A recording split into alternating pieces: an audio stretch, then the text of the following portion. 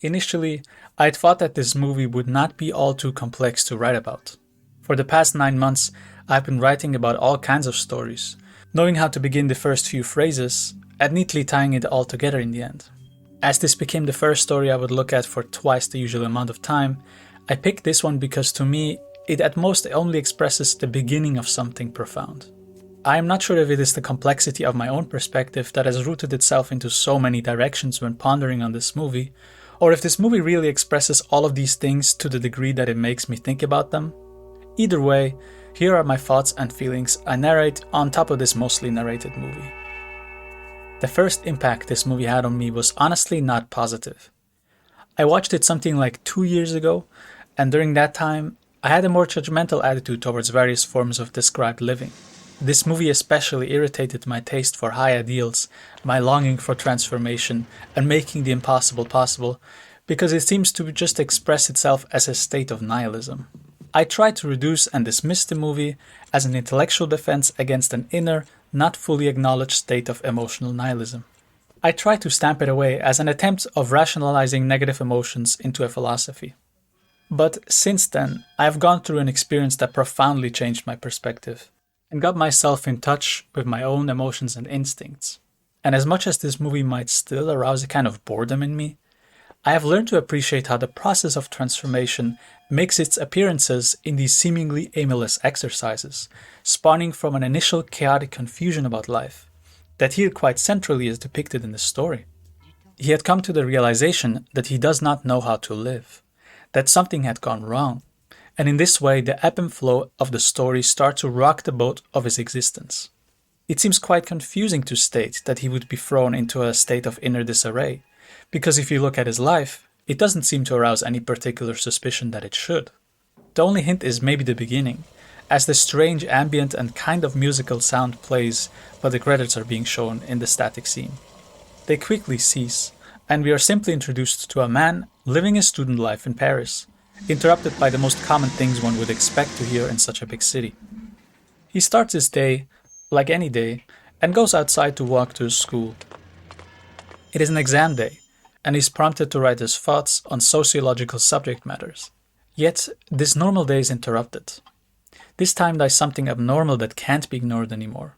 And exactly in this sense, his own inner conflict sets in. The force that would have gotten him to follow this normal routine had suddenly stopped functioning. The conscientious double, as it is called, no longer moved his body to fulfill the course of actions expected of him by the common ideals of society. Still, this all begs the question, why would he suddenly be at odds with this way of living? It clearly is rooted in something deeper than just the usual unhappiness with the student and working class of having to wait for the weekend in order to spend time in leisure, which is something he would have written about anyway had he had gone to the test. No, something had gone wrong, as it is said. And he does not simply stop going to school, he also completely cuts contact with all of his friends. He lets them knock and slip letters under his door, but he does not respond. He does not write back, not to his friends or his parents. Such a sudden change of behavior will at most be stamped today with a brand of depression, especially considering the descriptions of him saying he no longer feels and has become numb. This might satisfy some people as an explanation that some people simply have a defect and therefore they now need to be treated with the obvious solutions like cognitive behavior therapy and perhaps medication. Such a reduction into a heavily generalized pattern of psychological behavior might be fit for the vast swathes of people who would not like to look deeper and happily swallow the easiest solution to this much more complicated problem. But our protagonist here clearly is not seeking such a simple fix for his life. He goes on questioning and even exploring a certain type of lifestyle that comes with this sudden inability to live according to a normal student life. Though actually, framing it this way completely misses the point. It is not that he is unable to adapt to the normal student life. It is that he is all too easily adapted to it. It is for him clearly not the thing that would challenge his capacity, because after all, becoming normal is only an ideal for those who have not yet been able to live up to the challenges posed by something like education. Often such an outside existence is the cause of an unhealthy psychology, a neurosis that now has to be cured in order for that person to live a normal life. But here we find the reverse situation. The cause for the neurosis, the inner conflict, is not because of his inability to live up to the challenges of normal life, but because of his real inner need for an abnormal one. Hence his attempt to define a completely new lifestyle that seems outright nonsensical. The truth is that he had already gone through all these common rites of maturity, of wearing long pants, having his first alcoholic drink, losing his virginity, and so on. Though what is shown to be realer to him is something that lives in a completely different place in the lands of the psyche. Another line of life that he can now only point to as being abandoned, his cancelled life, described in all sorts of ways. From that perspective, he has also gained a uniquely strange perspective on the normal experience of maturation mentioned before, adding to those also the baptism of air and the baptism of fire. One could say this is simply meant as the first encounter with the wind and maybe with burning his finger on a burning matchstick, but as I understand it, those are more and more building a picture of seeing the world from the perspective of that other line of life that he had not yet been in contact with before. It has been there since the beginning. As the movie continues on with its strange narration that seems to string together all kinds of details that seem completely unrelated, we see that his departure from normalcy has moved him away from the world of consciousness into the world of the unconscious. As a result, there is now spoken a symbolic language that expresses things that aren't quite yet clear. So unclear that one can't even say if something is actually trying to be expressed at all. I think even the writer of this experience would have doubts while giving expression to these things as to the question if they would be trying to have any meaning or significance. But just like in the language of dreams, if we try to understand what is trying to be expressed in those, we at least have to start with the assumption that there is a meaning. Whether it is something that expresses a profound or banal meaning is only revealed upon further examination. But without giving this little amount of value to the phenomenon of symbolic writing or dream imagery, we would have truly no real reason to inquire into the unconscious at all, and sometimes it is quite a relief when we don't have to. But as someone who pursues the ideal of full consciousness, it is in my best interest to figure out a proper expression to this type of vague symbolic language. After all, if we go so far as to look at a woodlouse under a microscope to properly examine it in all its properties and fit it into our knowledge of insects, we might as well give such a value to our own dreams and symbolic writing that is unclear in what it really expresses, in hopes to find out more about ourselves. Yet, for some reason, we are incredibly resistant to do so. It might be a more popular thing today with the increased value given to things like meditation, self-help, or other kinds of methods of self-examination.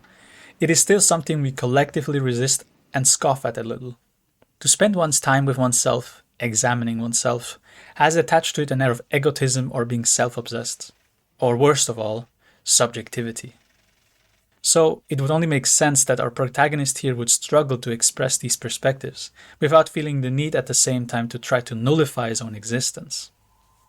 It feels like a crime to look at yourself and make you, the subject, the object of your own interest. In this movie we have exactly ran into this situation.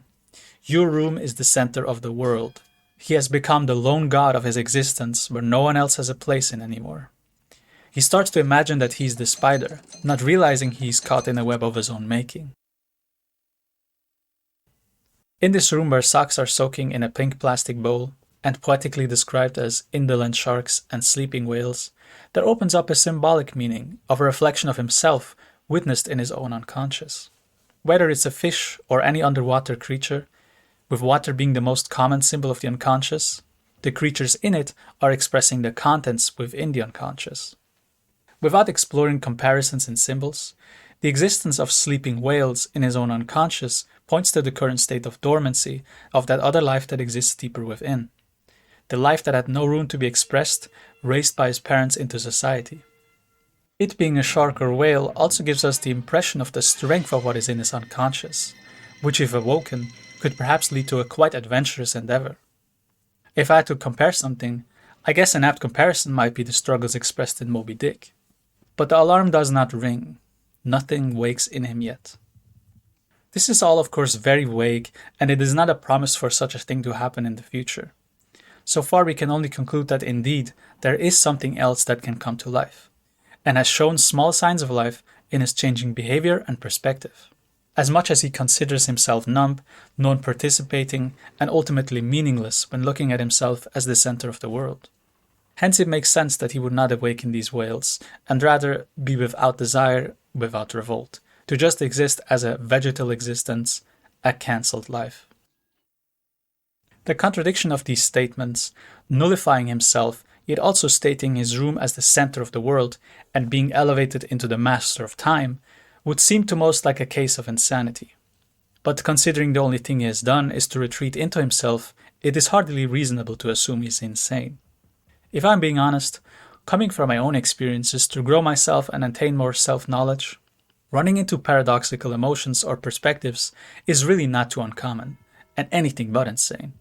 They often contain the greatest seeds of potential, and as Carl Jung had written, the paradox expressed in symbols is really the only proper way to give a comprehensive picture of the psyche and life in its true wholeness. Anything else is too one-sided, and, especially to personalities that seek wholeness, could lead to grave injury. What he also said is a phrase I found while thinking about this movie. It is from his book, The Undiscovered Self, in the chapter The Individual's Understanding of Himself, where he fittingly writes, "It is astounding that man, the instigator, inventor, and vehicle of all these developments, the originator of all judgments and decisions, and the planner of the future, must make himself such a quantité négligeable." Quantité négligeable. Quantité négligeable. Not only is it funny that he would write about this detail, that we consider ourselves to be of such a negligible quantity, comparing it to the movie where our protagonist does quite the same, but it's also funny that he would choose to write this phrase in French. Anyway, the point is, he's exploring quite contradictory emotions as he starts to imagine himself outside the existence of simply being a normal student. And as such, to stop having his life dominated by the clock, the old god of time that used to rule all of his behavior, he's starting to play his life according to his own rules, or rules that he prefers. He no longer looks at the world as everybody else does. He exchanges the walls for paintings and vice versa, and explores his own unknown nature in these things he used to never pay attention to. Things start to appear more lively. Perhaps the children using the metal ruler are now a loud reminder of that sleeping life. It's curious that this scene appears twice. The movie in general has this theme of repetition, but to repeat it like this to me just emphasizes the fact that he's exploring himself as a master of time even more. The one who wields the ruler to measure all things. Especially when looking at the scenes where his own experiments with the relationship to time is now compared to another figure. After exploring his own youthful side, by looking at sites in Paris like he's visiting them for the first time, which you could say is that other life that he could not live, and now makes an appearance in an infantile and later an even primitive way, which I will get to, he comes face to face with this opposite in him. Actually, he doesn't face him at all. They are both obscured from each other, but the narration explains his perspective of this old man. The sock whales are now being washed, and he is now awake to who he is up against in his attempt to free himself from the normalcy that ruled his life. He has been resisting this other master of time, the old Kronos, who chops life up into bits and pieces and all normal life is ruled by. He assumes that if this old man is mad, his madness is to believe he is a sundial, holding up the authority of time by the autonomy of the sun. This is something that is too suffocating to those who feel the need for an abnormal life in order to cure their existence.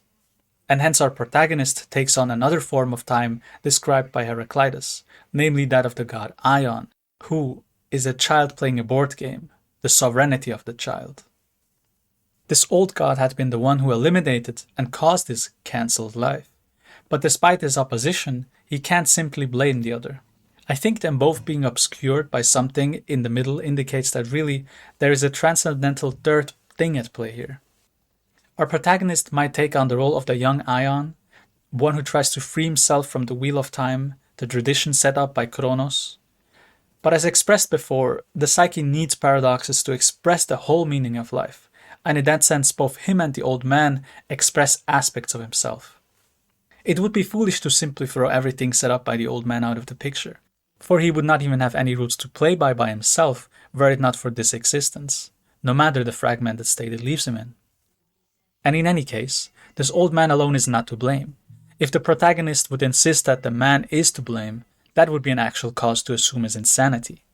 Our protagonist has projected onto him the insanity of society he seems to vaguely recognize, that they let their autonomy be ruled by a sundial instead of giving life to their own full autonomy, like it is their sovereign board game they play on. But he can't formulate yet what this means and in what way he's also playing his part in this collective insanity he slowly starts to criticize. When we read the onslaught of information constantly printed every single day into newspapers about whatever kinds of facts the economy is going through, what have we really learned? He asks why anybody should try to decipher these texts. Who would willingly submit themselves to such a labyrinth? Seeing how much all of this dominates our way of life, he could only wish that time shall pass and it should just end. He more aggressively plays his games, shooting down the fools that keep appearing again and again.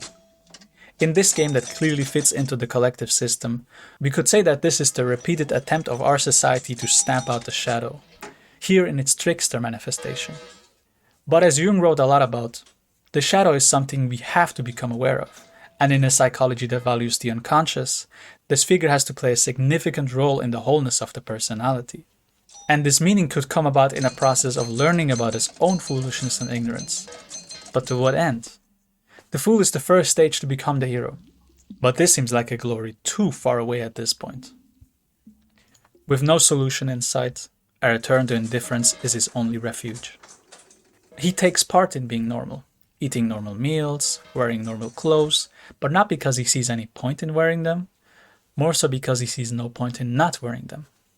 Considering the new depth of self he has been starting to explore, it logically follows that he would not give any particular sense of importance or unimportance to them, and say, never again will you entrust them the exhausting, impossible, mortal burden of representing you.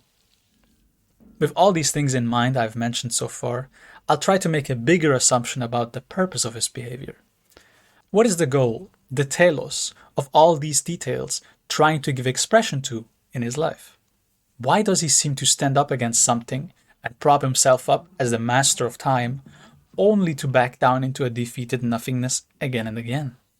Maybe to give a reference to Jung of why it may be so, it is naturally not an easy task to transcend normalcy, the goal of most people. And hence he writes that one could almost go so far as to assert that the valuelessness of the individual in comparison with large numbers is the one belief that meets with universal and unanimous assent. So, when one tries to stand up as an individual, the smallest minority of society, and try to determine a life by one's own discovered rules, naturally this experimentation will be faced with guaranteed defeats. But, as so many motivational speeches tell you, the important thing is to get up and try again. Though what those speeches often seem to be missing is a proper perspective on the unique type of telos someone like our protagonist seems to be trying to achieve. We might look at his lack of interest in judging the normal things of life, what he eats and wears, and see that as an example of a defeat. But I think this would miss out on the fact that he weighs the existence of finding something to properly represent himself with, something worthy of being entrusted the exhausting, impossible, mortal burden of representing him as a goal with enormous gravity. The question of whether these normal things represent him or not is unimportant to him, because either way they do not live up to the expectation, which would have to fit the standard of being inexhaustible, an impossibility, and immortal all at the same time. From any reasonable standpoint, this sounds totally absurd, but we have to take into account that giving expression to the wholeness of the personality includes the unconscious, which means the picture contains both the rational and the irrational, and as a result takes on the real meaning of a symbol. A symbol is like a bridge between the conscious and the unconscious world, because not only is it something we can perceive from the conscious side of reality, but it is attached to contents that reach also into the unconscious, giving a whole and united expression to something. If it didn't have these qualities attached to it that makes the roots of it lead into the unknown, it would garner no amount of fascination from us and hold no feeling of profound significance. The unconscious is the thing that arouses that curiosity in us, and henceforth our protagonist has no interest in the clothing he wears, because to him they just express something he knows all too well, and he does not mind their presence or absence. The quality of what could give expression to what he seeks could be described as divine, or one of Jung's preferred words, numinous. Without yet truly knowing it, in my view, he is attempting to give expression to at least a figure I already mentioned, the god of time named Ion.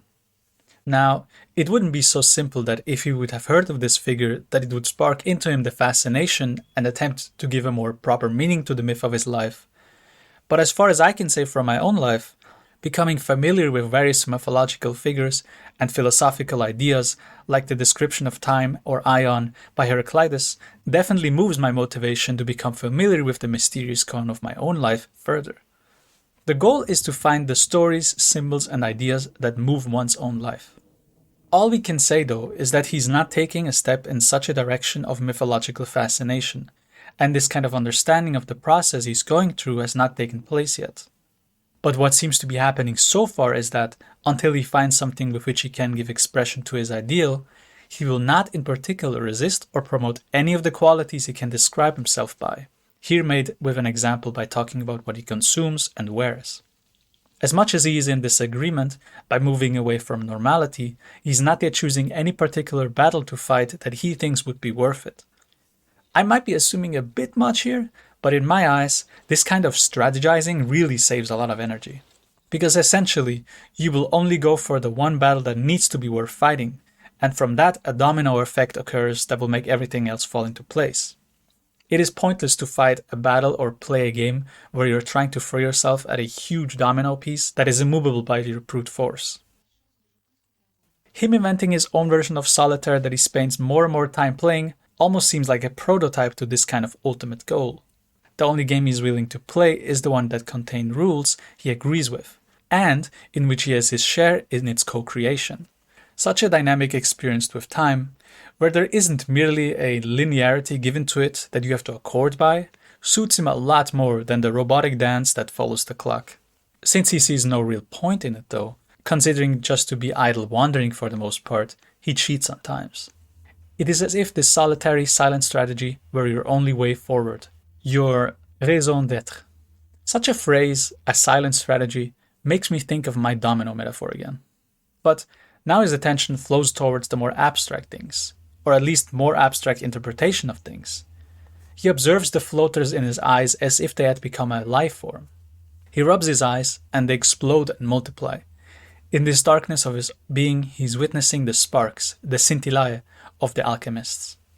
Things in the unconscious are now taking on a life of their own, because once you pay attention to it for its own sake, it will make itself known through a new flow of impressions, ideas, dreams, and other innumerous numbers of things that we can consider to flow from the creative wellspring of the soul. This meeting at the far end of the void with the small early sparks of that missing life he had been looking for now sets in a process in motion that goes in the reverse direction. A ringing noise rises, and for him, after finding these primordial shapes of life appear in his fantasy projected on the floaters in his eyes, the meaning society lives by, the apparent symbols that give it life, are being drowned out by his inner alarm of realizing they had meant not much more to him than the repression of another life that, while it only appeared in the small and inconsequential forms, still were a form of evidence for him having been robbed of this life, which he was forced to find inside himself again. And so, slowly but surely, his indifference is starting to wane in its effectiveness. The way the fantasies and archetypal symbols appear to him clearly stand no chance against the sophisticated and clear forms that society lives by. But this is exactly what happens when one fights those expressions inside oneself that come from the neglected part of our personality.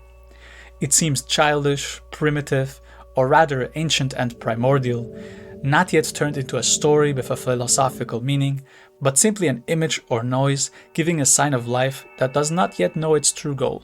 One has to experience a kind of regression into one's past to find the expression of these muted and lost aspects of oneself that our upbringing and society repressed. The difficulty is then having the patience to continue paying attention to the developments of those while living in the constant overwhelming threat of the powers around us. He tries to find various ways to capture this spirit into a bottle by it giving him a sense of liberation. He finds an escape from the wheel of time, as if he is a child who can jump around on it onto any point, but it only brings brief moments of happiness. He would like to describe his life as living in a blessed parenthesis, an emptiness, but this void also holds a space for a new potential. With this reversal in direction, the intensity of his paradoxical feelings increases. He disassociates this time much more prominently, not just in reaction to something, but more so as an end in itself. Every time he comes closer to reality by pursuing an idiosyncratic observation, he shrinks back into some type of fantasy of disassociation for a while. But once those signs of his cancelled life become ever present with the ringing, he seeks an utter escape into nothingness. He dissolves into his abstraction so deeply that language and signs scramble and become meaningless to him. Everything is thrown into a melting pot in the hopes to forget and forgo it, the problem of the ever-present ringing. Searching for emptiness, running from it, it becomes nonsensical, no longer able to be clad in a philosophy of nihilism. He walks around the center clockwise, the camera goes counterclockwise. Then he suddenly vanishes. We can only conclude he hides behind the pillar and also runs counterclockwise. He had been walking the normal way ruled by the current time, but then suddenly he took another turn, his reversal, because of his need for abnormality, and thus he vanished. His attempts to find a new way of living have gotten him into a greater conflict with life, for how should he be ever able to communicate this to the world? It might as well be better to just drown yourself in hopelessness, and hence he tries to describe himself in the most reductionist terms possible, of being a rat in a lab. This clearly expresses an inferior position, even though it tries to escape the oppression of the old god of time ruling society, by also expressing that there is now no hierarchy. Around this time, there starts playing a new type of noise among the ambient sounds and instruments. I'm not sure what instrument it is, but I think it plays itself by the wind perhaps? A sort of flute. This might be a strange comparison, but it reminds me a lot of those scenes in the anime Mushishi. When this music plays in that story, it is usually accompanied by the mushi, which are those strange little spirits or spiritual bugs that take on all kinds of forms in the story. They can even spawn from written letters, depending on how they've infected the human's way of living. And while they have taken on a meaning in that story, I think to the story of Un homme qui dort, they haven't yet. In a more general way, I think both express a sort of fascination with the strange life that is found in the unconscious, the alien life forms that can take on all kinds of shapes because of originating from the imagination. Really, everything has its origin there for us. Even the old rule of the god of time is first originated from this dimmed land of awareness about itself. Jung wrote of this process once quite explicitly by saying, "Human knowledge consists essentially in the constant adaptation of the primordial patterns of ideas that were given us a priori. These need certain modifications, because, in their original form, they are suited to an archaic mode of life, but not to the demands of a specifically differentiated environment. If the flow of instinctive dynamism into our life is to be maintained, as is absolutely necessary for our existence, then it is imperative that we should remold these archetypal forms into ideas which are adequate to the challenge of the present." While this sounds like a straightforward task, it really is not, because the appearance of these archetypal forms aren't simply molded according to our desire and intentions, but require our participation in figuring out what the goal of these phenomena of the psychological nature is trying to achieve. Without going into too much of what that entails, the goal is essentially to keep up the balance of this process by making sure that one side does not eradicate the other, that consciousness does not cancel out the unconscious, and vice versa. With this regression of our protagonist, everything takes on very basic shapes and qualities that he perceives by, like he is a baby who still sees the world simply as a blur. In some sense, there is a positive quality associated to this escape, a simple way of living that does speak to his needs a bit, but the issue with the description is that it is like describing a heaven without a hell, a positive while ignoring the negative, which sadly does not correspond to how reality usually plays out. On top of Paris, he's reaching the peak of his fantasy, calling himself the one on whom history no longer has a grip, the one who is no longer affected by the rain. Everything is washed out by the light of his consciousness, but this does not last very long. Following this grandiose triumph, we are quickly shown the old man again, with various unstoppable forces of this reality that he will not be able to escape from. How could his intuitive visions of little floater life forms stand up to the hard facts of sensation? A dripping tap, traffic, the rain he can't help but feel, the shitting birds, the glass of beer, his room, all are an unstoppable train against which his imaginary games, rules, and floater life forms stand no chance. On top of that, the radio is heard in the background, ripping him back into his unescapable reality of what his room really is. We see a scene of the painting of the two same persons from behind through the window. It is to me showing this ambivalence of him, or us in general, to come into contact with the other, the unconscious. This even plays out from the unconscious side as well. It expresses a paradoxical want to be recognized, and yet something wanting to hide from our consciousness. In any case, the clock is here now in full force, making its direct and dominating appearance, followed by the old man as its human representative, followed by the always watchful camera as its machine presence. At this point, he truly has no escape anymore. Not into a book, not by counting his money before going out to hopelessly wander into the night. The ringing reaches a critical mass with no return. You can't repress your own nature into a rat, a vegetative life, or a robot.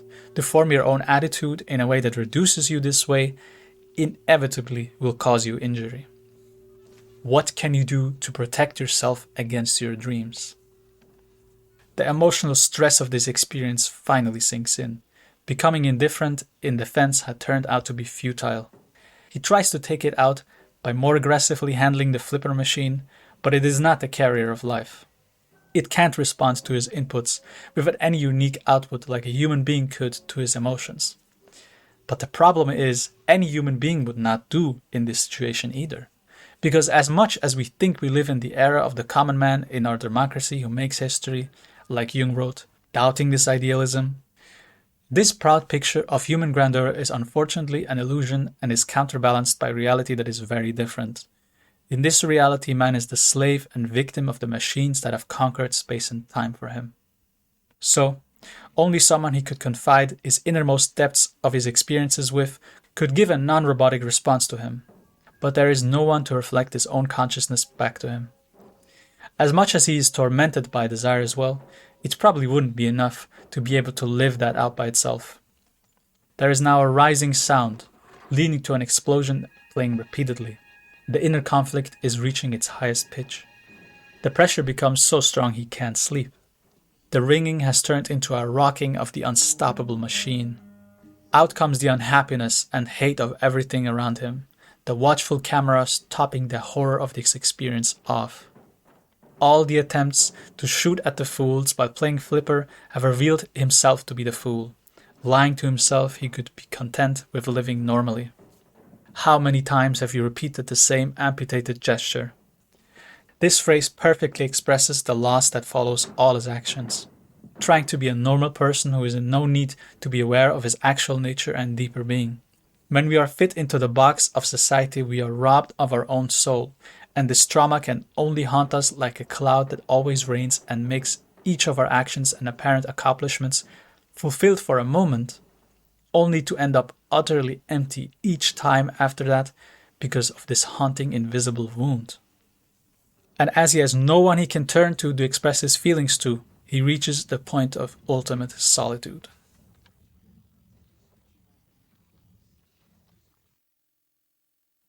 Out comes the rage with this society that really seems to be complicit in this destruction of the soul. You follow their shadows. You are their shadow. He is witnessing the hinterlands of the psyche which the normal people are blissfully unaware of, at liberty to project their own monster, while he is someone who notices that something about the state of being is terribly wrong. He is hearing the inner alarm of the neurotic. His room is no longer a refuge from the monsters, from the sadness. He feels just like a rat who wants out of this maze. It isn't that he wants to stay a lab rat, he wants out, he realizes. The light of this realization now is all around him. We see scenes of a sink on fire, surrounded by ruins. He understands now that this fountain of life is on fire, and everybody is complicit, including him, in drying it up and letting it turn into ruins. He trashes his own room. His place of refuge had become pointless. his island in the desert that is Paris. A horse is killed. The injury to our instincts had become apparent. The sacrifice it takes to partake in this clock game by the old god of time is to receive an injury in our soul, symbolized in the injury to the horse. The mechanized society injures our instinctual nature. Repeated actions, walking through the hallways, finally realizing what has been wrong all along. After this slow build-up, coming in waves that become stronger and stronger each time, to finally cross over a threshold and lead him to understand the situation he had been living in, he has learned in the face of this societal trauma that indifference will teach him nothing. As much as he is only a tiny part in all of this, he has taken on the guilt of also partaking in furthering this dehumanizing that has infested us from our lack of awareness of ourselves. Nothing big has changed. He has not, like quoted from James Joyce, who once wrote, "Forged in the smithy of your soul, the uncreated conscience of your race," for he has simply now began the journey of his own life. He has walked out of his refuge in the desert of Paris, no longer seeing it as a possible way of his life anymore. He no longer is in conflict with the fact that he wants to escape this collective way of living, no longer feels the need to fully disassociate himself from it, no longer has the delusion that he doesn't feel the rain, even though he has now captured the spirit in an hermetic vessel, which contains emotions that he has yet to feel, but these will come and forge his conscience in due time. He starts his journey through the desert, on the path to learn the actual lesson of what life means to him now that he is the sole explorer of it to himself. He is afraid, and even if this makes him shrink back, what would the courageous do without the fear he is living with? He finally builds up a hope for a better life. He is waiting for the rain to stop on the town square, for this old cloud to go away.